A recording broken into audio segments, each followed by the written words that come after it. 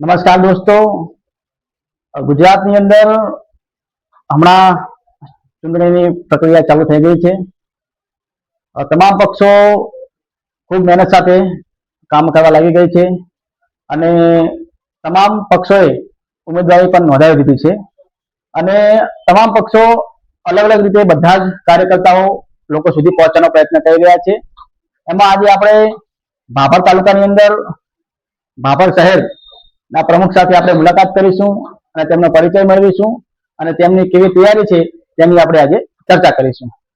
તો નમસ્કાર અશોકભાઈ, તમારી અનુભવ બોલો, તો પરિચય આપો. મારું નામ અશોક કુમાર તેજારામ ઠક્કર. હું ભાભરમાં, મારો જન્મ પણ ભાભરમાં છે અને આજે મારી ઉંમર 62 વર્ષની છે. વધુમાં હું આજીવન કોંગ્રેસ કાર્યકર છું. કદાચ પક્ષમાંથી નિષ્ક્રિય રહ્યો મારા ધંધાના કારણે, પણ મેં ક્યારેય પક્ષ છોડ્યો નથી. ચાહે ખોડીદાન ઝુલા સાહેબ હોય, ડીકે ગઢવી સાહેબ હોય, એ સમયથી હું કોંગ્રેસી હતો. આ વખતે ભાભર નગરપાલિકામાં તમારી કેટલી સીટ આવશે? અમે કેટલી સીટ આવશે એવું તો હું કન્ફર્મ કહેવા જ નથી માંગતો, પણ બહુમતીથી ઉપર અમે છીએ. આ નિર્વિવાદ સત્ય છે કે નેનશીપની વખતે અમે 17 ઉમેદવાર જ ઉભા રાખ્યા હતા. 24 માંથી 7 તો ઉભા જ નતા રાખ્યા અને તોય જો અમે 17 સીટો જીતીને બહુમતી લાવી હોય તો આ વખતે તો અમારા 24 ઉભા છે. એટલે અમને એમાં કોઈ શંકા જ નથી કે અમે બહુમતીથી નજીક નથી જતા રહેતા. એમાં નિર્વિવાદ સત્ય છે. જો મિત્રો, કોંગ્રેસ પક્ષથી ખૂબ જ સાત મહેનત ચાલી રહી છે અને પોતાને પૂરેપૂરો વિશ્વાસ છે કે આ વખતે ચોક્કસ ભાભર નગરપાલિકામાં સફળતા મળશે અને બહુમતી પોતે સત્તા સંભાળશે એવું તેમને લાગી રહ્યું છે. તો કોંગ્રેસ કયા મુદ્દા સાથે લોકો સમક્ષ જશે અને પોતાના વોટ લાવશે? કોંગ્રેસ ના મુદ્દાઓને હું આગળ નથી કરતો. હું પોતે ભાભરનો પાયાનો કાર્યકર છું. મારે ભાભરથી આગળ કોઈથી જવું નથી, રાજકારણમાં પણ નથી જવું આગળ ભાભર છોડીને. એટલે મારે તો મારા ગામનું હિત ક્યાં છે એ જોવું છે. એટલે કોંગ્રેસ પક્ષના મુદ્દા ફક્ત અને ફક્ત ગામના હિતના છે કે ગામમાં સ્વચ્છતા, ગામમાં મીઠું પાણી, ગામમાં ગુનેગારી ના વકરે અને વકરે તો તરત પકડાઈ જાય. તીસરી નજર એટલે કે તીસરી આંખ એટલે કે સીસીટીવી કેમેરા અને બાજ નજરથી એનું ચેકિંગ થાય કે ગામમાં અસામાજિક તત્વો માથું ના ઉચકે અને ગામનું હિત ક્યાં છે એ જ મારો પાયાનો પ્રશ્ન. સૌથી પહેલો મુદ્દો પાણી, સ્વચ્છતા અને લોકોની સુખાકારી અને ભયનું જે ગામમાં વાતાવરણ આ લોકોએ ઊભું કર્યું છે એને દૂર કરવાનું મારું ધ્યેય છે. મારા ગામના હિતથી વધારે મને આગળ જવામાં કોઈ જ રસ નથી બિલકુલ. એટલે હું એવું નહીં કહું કે આ કોંગ્રેસના મુદ્દાઓ છે. હું તો મારા ગામને એટલું બધું કહું છું દિલથી કે ફક્ત તમે મને જોજો. મુદ્દા કોંગ્રેસના મેન્ડેટ ઉપર છીએ, અમે કોંગ્રેસના ઉમેદવાર છીએ, નિર્વિવાદ સત્ય છે. પણ એની સાથે મારા ગામને મારે ફક્ત એટલી જ વિનંતી કરવી છે કે તમે મને જોજો. તમને મારા ઉપર ભરોસો હોય તો એકવાર પરિવર્તનની આંધીને ફૂંકજો અને એનું હું જો રિઝલ્ટ ના બતાવું તો ફરીને કોઈ દી તમારા પાસે વોટ માંગવા પણ નહીં આવું. આવી સંકલ્પ પ્રતિજ્ઞા કરું છું. અને એનાથી વધારે ગામને દરરોજ 4 મહિના પછી દૈનિક 1 દિવસ પાણી મળશે, 1 વર્ષ પછી રોજ સવાર સાંજ પાણી મળશે ને મીઠું પાણી મળશે. આ મારો સૌથી પહેલો સંકલ્પ. અને સ્વચ્છતાની બાબતમાં હું એવું કહું છું કે નગરપાલિકામાં ગુજરાત સરકાર દ્વારા જે સ્વચ્છતાના એવોર્ડ મળે છે એમાં ભાભર નગરપાલિકાનું નામ ચોક્કસ હશે. વોર્ડે વોર્ડે અમે અમારા નગર સેવકોને રાખશું. પેલું સ્વચ્છતા એ સૌથી જરૂરિયાત વાળી વસ્તુ છે.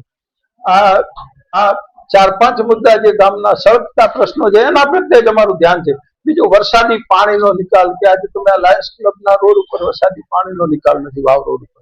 એનાથી વધારે ખાડિયા બજારમાં, લાઠી બજાર વાળા જો રોડ ઉપર જાઓ તો વરસાદી પાણીના લોકોના ઘરમાં, દુકાનોમાં પાણી ઘૂસી જાય છે.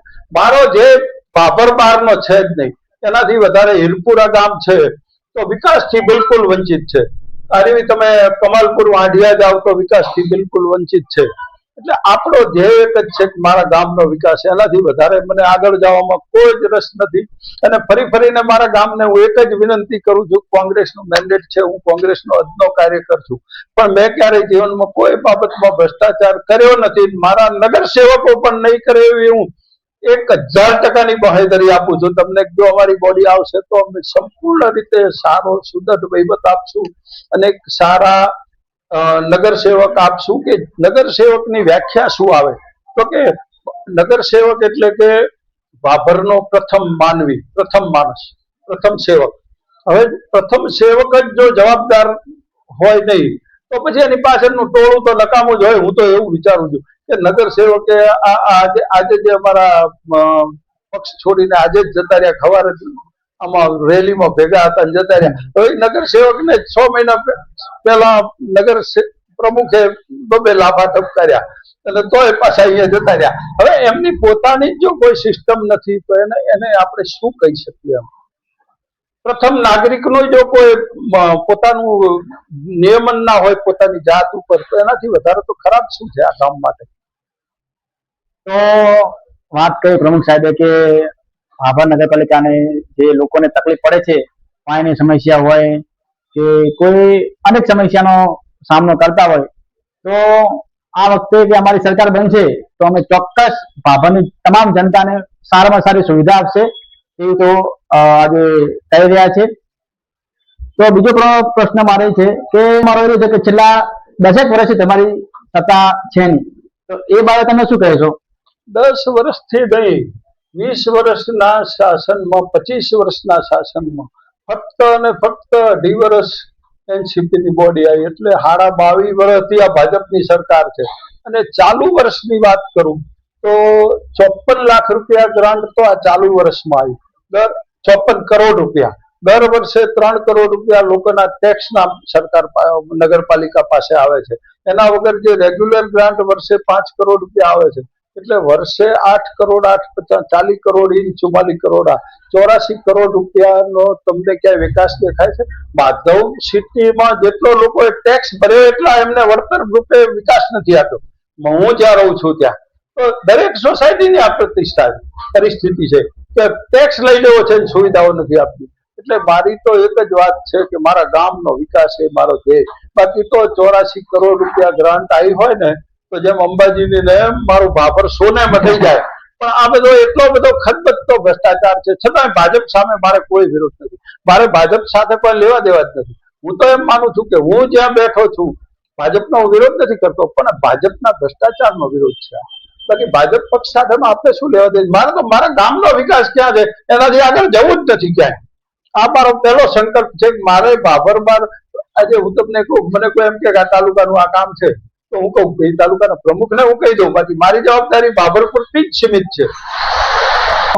આજે આપણે પ્રમુખ સાહેબ સાથે મુલાકાત કરી કે જેમને ખૂબ જ સારા સારા મુદ્દા રજૂ કર્યા ભાભર શહેરના વિકાસ માટે. તો હવે તમે આ ચૂંટણી આવી છે તો લોકો જાગૃત બને તે માટે તમે જ 2 શબ્દ શું કહેશો? મારી ભાભરનગરની જનતાને એક જ વિનંતી છે કે બહુ દાબીને કચકચાઈને મતદાન કરો. એ આપણો લોકશાહીનો અધિકાર છે અને એમાંથી કોઈ મતદાનમાંથી વંચિત ના રહો. અને અમારી બોડીને, કોંગ્રેસની બોડીને મજબૂતાઈથી બનાવો. અને એકવાર મારો તમે અનુભવ કરજો અને એમાં હું જો ફેલ જાઉં તો ફરી કોઈ દી હું તમારા પાસે જિંદગી વોટ માંગવા નહીં આવું. આ મારી પહેલાની છેલ્લી પ્રતિજ્ઞા હશે. બાકી જે મેં અત્યારે જે કાંઈ વિગતો કીધી છે એમાં પણ હું ક્યાંય ઊંડો ઉતરું તો ક્યારેક ફરીને હું તમારી પાસે કોઈ દાડો વોટ માંગવા નહીં આવું. આ મારી છેલ્લી પ્રતિજ્ઞા છે. તો ભાભરના પ્રમુખશ્રીએ ખૂબ સરસ વાત કરી કે લોકશાહીની આ ઉજવણી છે તો ભાભરના તમામ લોકો વધુમાં વધુ વોટ કરો અને આ મતદાનની ઉજવણીમાં ભાગરૂપ એક તમે બનો, જેથી પક્ષ હોય કે વિપક્ષ હોય તમારે જે પણ વોટ આપવાની ઈચ્છા હોય તે વોટ આપો, પણ વધુમાં વધુ મતદાન કરી અને લોકશાહીના પર્વને તમે ખૂબ સારી રીતે ઉજવો.